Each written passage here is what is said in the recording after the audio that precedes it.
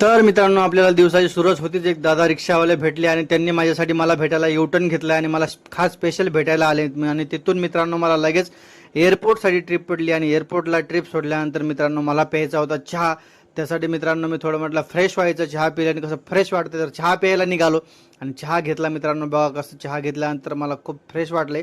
आणि त्यानंतर चहा घेतलं की लगेच मित्रांनो मला एरोमॉलवरून ट्रिप पडली आणि एरोमॉलला पिकअप करायला असं वर जावं लागतंय.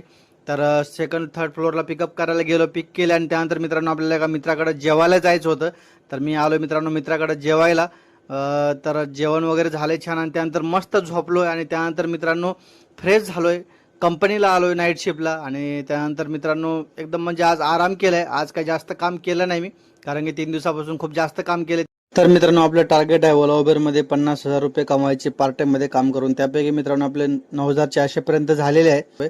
तर मित्रांनो तुम्हाला हा व्हिडिओ आवडला असेल तर नक्की लाईक करा, कमेंटमध्ये तुमचं मत मांडा आणि तुमच्या मित्रासोबत शेअर करा आणि भेटूया मित्रांनो नेक्स्ट व्हिडिओमध्ये.